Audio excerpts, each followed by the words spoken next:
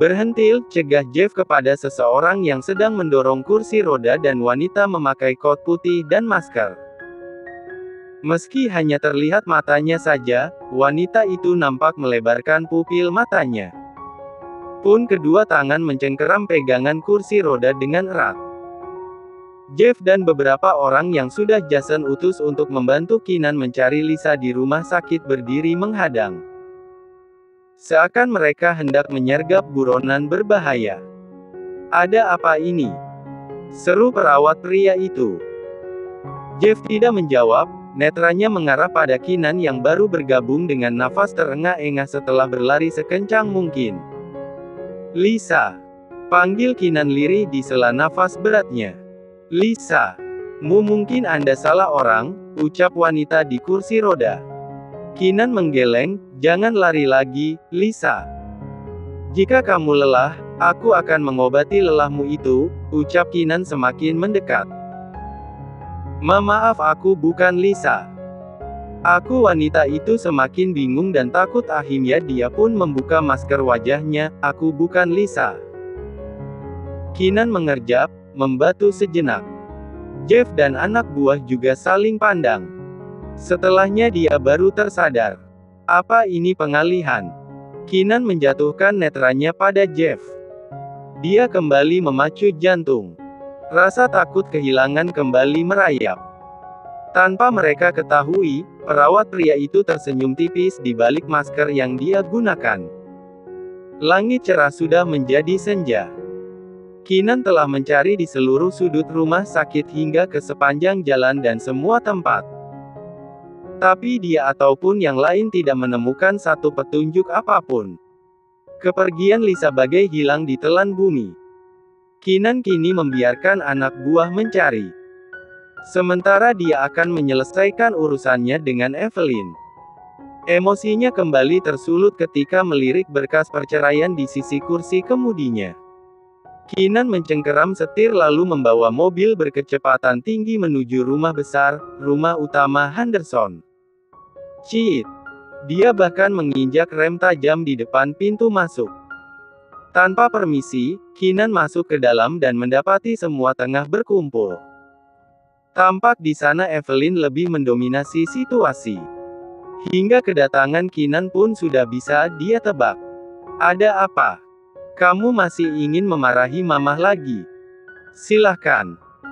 Mama lebih baik dimarahi daripada anak Mama memiliki masa depan suram bersama wanita ular itu." Evelyn melipat kedua tangannya dengan elegan dan penuh kekuasaan. Keenan berjalan mendekat. "Tidak ada wanita ular. Dia Lisa Mahendra. Dia istri aku, Mal." Evelyn hanya tersenyum miring mendengar Keenan berkata demikian. "Lalu ini apa?" Keenan menaikkan berkas di depan wajah Evelyn. "Mama dengan lancang membuat surat perceraian." Lihat Keenan menyobek-nyobek kertas-kertas itu membuat mata Evelyn membulat. "Aku tidak butuh ini semua." Imbuhnya seraya membuat kertas sobekan itu ke udara. "Mau kamu itu bagaimana, Hem? Tidak mungkin kamu hidup dengan wanita hamil anak orang lain, kan? Peduli apa Mama dengan mauku? Dari awal Mama yang sudah memaksa. Dan seenaknya Mama meminta kami bercerai." Saat seperti itu bel rumah berbunyi. Seorang pelayan berlari untuk membukanya. "Diana." Astrid beranjak sedikit terkejut wanita itu berani muncul di rumah itu. Keenan mendengus melihat ke arah lain. Sangat ketara dia tidak menyambut kedatangan Diana. "Ada apa, Diana?" tanya David yang sedari tadi diam. Kali ini wajah Diana tidak seperti biasa. Dia terlihat takut dengan mata sembabnya. "Aku hanya tidak tahu harus bertanya dan meminta tolong pada siapa. Tadi aku ke rumah Keenan, tapi kabarnya Lisa pergi. Jadi aku kemari. Katakan, jangan bertele-tele. Ada apa?" "Karena kamu datang di saat yang tidak tepat," ujar Jason mendesak. "Ayahku menghilang," ucapnya lirih. "Apa?" Keenan baru bisa merespon dengan mata membola. Begitupun yang lain. Aku biasa menunggu ayah di depan ruang ICU. Tapi aku tertidur. Padahal aku tidak pernah seperti itu. Aku merasa mengantuk setelah ada petugas yang memberiku minuman dingin. Dan setelah aku terbangun, ayah sudah tidak ada. Diana kembali menangis, kali ini dia benar-benar khawatir. Bukan tangisan buaya seperti biasa. Apa hilangnya Lisa berhubungan dengan Om Wira? Tebak Astrid. Kata pihak rumah sakit bagaimana? Jason mulai mencecar pertanyaan. Lagi-lagi mereka diganggu oleh bunyi bel tamu berikutnya. Astaga, sedang seperti ini masih saja ada tamu yang datang. Desah Jason kesal. Akhirnya dia sendiri yang berjalan untuk membuka pintu. Ada apa, Meng? Jason menghentikan semburannya saat melihat siapa yang ada di depan pintu, Deon.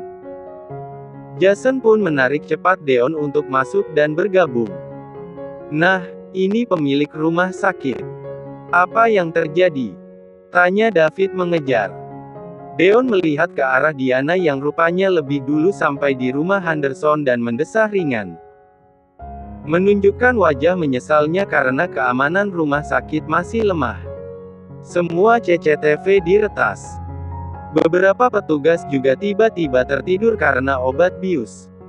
Apa ayah diculik? Diana menyeka air matanya. Hanya Wira yang dia miliki, tentu dia sangat khawatir. Tidak tahu, kami akan terus berusaha mencari, jawab Deon Iba. Deon sempat melihat kertas-kertas yang berceceran di bawah kakinya. Sebagian masih nampak tulisan tebal, perceraian. Ejanya. Kamu mengajukan cerai padanya di saat dia baru saja kecelakaan, Kinan. Kejar Deon tidak menyangka kondisinya seperti itu. Bukan urusanmu. Sentak Kinan membuang wajah geramnya. Bukankah urusan seperti itu harus segera dituntaskan, Deon? Apa kamu mau menikah dengan wanita yang mengandung anak dari pria lain? Tentu tidak, kan? Evelyn ikut serta kembali membahas masalah Lisa yang sempat terjeda oleh kedatangan Diana. Anda wanita yang terhormat, Nyonya Evelyn. Tapi tentu seberapa tinggi martabat kita, tetap harus memiliki hati, bukan? Ujar Deon tanpa mengurangi rasa hormat. Mengajukan perceraian di saat kondisinya sedang lemah, itu sangat tidak cantik, Nyonya. Evelyn merigibaskan tangannya, tidak ingin mendengar ceraman dari pria muda itu. Deon pun menggeser atensi pada Jason dan Kinan. Ah, bicara soal Lisa. Aku turut prihatin. Dan seperti janjiku pada Jason, orang-orangku sudah ikut bergerak mencarinya. Jason mengangguk lalu menepuk bahu rekan kerjanya, terima kasih, Deon. Seharusnya kalau tim Henderson dan Gwynandra mencari bersamaan, Lisa mudah ditemukan. Tapi sampai saat ini mereka tidak menemukan tanda-tanda apapun. Hal itu meyakini aku kalau Lisa dibantu oleh orang yang memiliki kekuatan lebih besar dari kita. Deon mengangguk membenarkan. Tapi tujuan utamaku ke sini bukan membicarakan itu. Apa? Tanya Jason. Sementara Kinan masih terdiam mendengarkan. Desahan panjang Deon berikan sembari mengeluarkan amplop coklat berlogo Rumah Sakit Internasional. Ingin memberikan ini, ujarnya memberikan pada Kinan. Kinan masih memandang benda itu dengan kerutan tajam di dahi tanpa berniat meraihnya. Apa ini? Deon memberi senyum lebih dulu. Lalu menjawab, hasil tes DNA antara kamu dan bayi yang dikandung Lisa. Seketika mata Diana membulat sempurna. Kinan pun mengambil alih amplop coklat dan melihat-lihat sisinya. Tes DNA. Kapan Lisa melakukannya? Tanyanya pada Deon. 3 hari yang lalu, jawab Astrid. Semua pun menjatuhkan atensi pada wanita itu, termasuk Kinan. Aku yang memberi dia kabar kalau ada dokter obsgin terbaik di dunia tengah berkunjung ke rumah sakit internasional. Dan perantaranya melalui Deon, ungkap Astrid. Kinan teringat, malam itu Lisa meminum obat dari RS Internasional. Alih-alih bertanya soal kesehatan, dia justru saat itu menuduh yang tidak-tidak. Dia menceritakan semua padaku, malam di mana kamu lebih memilih menemani Diana, daripada dia. Aku sangat percaya saat dia mengungkap semua. Oleh sebab itu ketika aku mengetahui ada dokter datang, aku memaksanya melakukan tes. Meski saat itu sebenarnya dia sungkan meminta tolong pada Deon, tapi aku tetap memaksanya. Astrid memindai netranya sekilas pada Deon. Dan mendapat anggukan samar dari pria itu. Lalu berpindah ke Evelyn serta Kinan bergantian. Dan, mari kita buktikan bersama. Ucapan siapa yang paling benar, imbuhnya. Aku tidak tahu permasalahan yang terjadi antara kalian, dia tidak mencentakannya sama sekali. Deon pun ikut angkat bicara. Dia menggunakan rambutmu yang tertinggal di sisir yang biasa kamu gunakan. Dia menjeda dan menunjuk ke amplop yang masih tersegel di tangan Kinan. Silakan, Lisa juga pasti sangat menunggu momen ini. Kinan membuka segel dengan cap logo rumah sakit yang menjepit ujung amplop. Dia menariknya perlahan. Terlihat ada 2 lembar kertas di dalamnya. Bukan hanya itu, hasil USG terakhir pun ada. Semua isi dari keterangan paling atas mulai dia baca. Ada istilah kedokteran yang tidak dia mengerti. Tapi, satu yang langsung bisa menarik perhatiannya. Yaitu tulisan dengan cetak tebal berwarna merah. Itu adalah hasil dari tes DNA. Hasil analisa menunjukkan bahwa, probabilitas ayah biologis terduga dari anak adalah lebih besar dari 99,99%. Dek. Katakan hasilnya, Ken, tuntut Astrid. Dia sangat percaya diri dengan hasilnya. Kinan terdiam menatap kertas itu dengan pupil melebar. Bukan karena takut mengungkap. Tapi, dirinya terlalu syok. Dia memindai netranya pasti pada Diana yang sudah menunduk sedari tadi. Wanita itu mengeluarkan keringat dingin. Tangannya gemetar. Serta degup jantungnya memacu tidak karuan. Kau emosi mulai naik ke permukaan. Satu tangannya mengepal sempurna, seiring dengan rahangnya yang mengeras. Dalam sekelebat, Kinan sudah mencengkeram rahang bawah Diana dengan erat. Kinan uhuk. Diana berusaha melepas dengan menarik-narik pergelangan tangan Kinan. Tapi pria itu terlalu kuat. Kondisi semakin tidak terkendali. Meski Jason berusaha menarik tubuh yang tengah berbalut emosi itu, tetap Kinan bergeming dengan posisinya. Kamu sudah berani membohongiku, hah? Giginya menggeretak penekanan. Kinan. Bentak David menghempaskan tubuh Kinan hingga tangan itu terlepas dari rahang Diana. Uhuk, uhuk, uhuk. Wanita itu pun ambruk, terduduk, dan terbatuk-batuk. Meraup oksigen sebanyak mungkin. Kinan. Ini juga salahmu. Seru Astrid di saat Kinan masih menatap tajam Diana yang sudah tidak berdaya di atas lantai. Jika kamu tidak percaya pada Lisa, setidaknya jangan sakiti dia. Tapi apa? Kamu terus saja membuatnya menangis. Bentaknya dan mampu menarik kembali atensi Kinan. Memang apa hasilnya? Evelyn mendekat dan menarik hasil tes DNA dari tangan Kinan. Dia membaca tanda bold red di bagian bawah. Sama terkejutnya dengan Kinan, sampai-sampai dia menggeleng dan menutup mulutnya yang menganga dengan satu tangan. Astrid menarik nafas lebih dulu. Karena mengingat bagaimana sakitnya Lisa membuat dadanya ikut merasakan sesak. Dia sudah begitu yakin tes DNA ini bisa menyelamatkan hubungan kalian. Tapi, apa yang sudah kalian lakukan? Astrid menjeda, memandang Evelyn dan Kinan bergaritian. Kamu. Tunjuknya tegas, dan, Mama. Astrid mengusap kasar satu tetes air mata yang meluncur begitu saja di pipinya. Bahkan menunggu 1 hari saja dia sudah tidak mampu. Bisa dibayangkan seberapa sakit dan putus asanya dia saat memutuskan untuk pergi. Kinan mengerjap-ngerjapkan matanya melihat ke atas.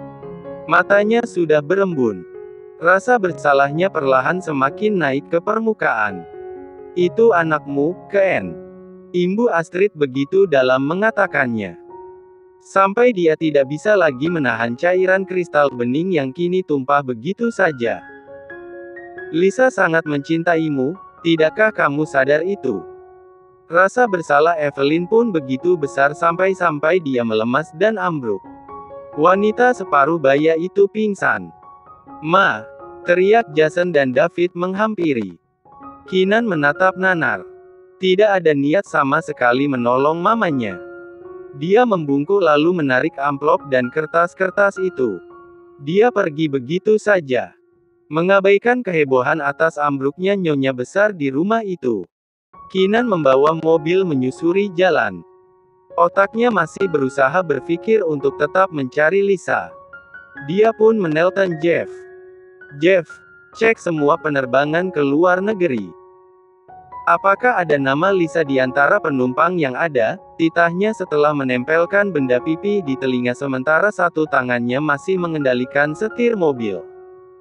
"Tapi, bukankah itu membutuhkan waktu lama?" jawab Jeff meragu.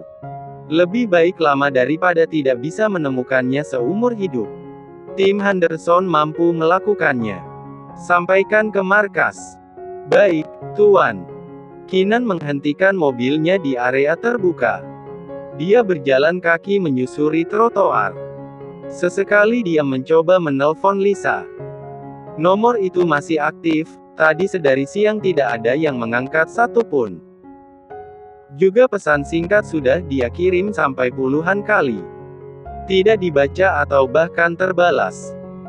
Kinan tidak menyerah.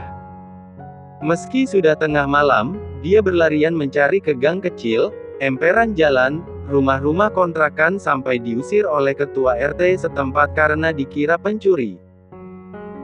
Dan kini, waktu sudah menunjukkan jam 4 pagi. Dia menghentikan mobilnya di halaman rumahnya. Seperti pria tidak bertenaga, Kinan turun lalu masuk. "Tuan." Sapa Bibi Mia yang seharian ini menunggu majikannya di ruang tamu setelah mendengar kabar mengenai kecelakaan dan hilangnya Lisa. "Apa Lisa sudah pulang?" tanya Kinan begitu lemah. Tapi Bibi Mia masih bisa mendengarnya. "Belum, Tuan." Kinan melanjutkan langkahnya, berjalan dengan tatapan kosong. Kamar adalah tujuannya. Tempat di mana banyak kenangan manis dan pahit bersama Lisa. Dia memandang sekilas seisi ruangan lalu beralih menuju balkon. Udara dingin tidak dia rasa saat kakinya sudah berhenti balkon. Dia menaikkan tangannya, kembali membuka dan membaca hasil tes DNA. Tangannya sedikit gemetar. Sekelebat perkataan Lisa pun membayang di memorinya. "Dengarkan baik-baik, Kinan Henderson. Aku Lisa Mahendra sangat mencintai ayah dari bayi yang aku kandung. Sekeras apapun dunia menentang, hatiku tidak akan pernah berpaling. Kamu harus paham itu. Saat itu kamu mengungkap rasa cintamu begitu dalam untukku, ayah dari bayi itu." Penuh penekanan dan sorot tegas yang syarat akan kejujuran. "Tapi aku justru membalas dengan kesakitan." Mulutnya sedikit terbuka untuk bisa meraup oksigen sebanyak mungkin. Dadanya begitu sesak. Bahkan untuk mengucap satu kata saja tidak sanggup. Untuk pertama kalinya seorang Kinan Henderson mengeluarkan satu tetes air mata. Hal itu membuat egonya semakin melumpuh. Seluruh isi dalam dirinya hanyut seketika terbawa sebuah fakta yang berhasil mengubur jiwanya hidup-hidup. Sesak, sungguh sesak. Kakinya semakin lemah. Hingga, duk. Kinan menjatuhkan kedua lututnya di atas marmer, satu tangannya menekan bagian dada yang teramat sakit dan begitu menggerus hatinya. Sakit atas perbuatannya sendiri. Sakit akan sebuah penyesalan yang entah bisa termaafkan atau tidak. Dia menunduk dengan bahu bergoncang. Tangisan itu tidak dapat lagi dia hindari. Meski percuma, tapi hanya itu yang bisa Kinan luapkan atas segala rasa bersalahnya.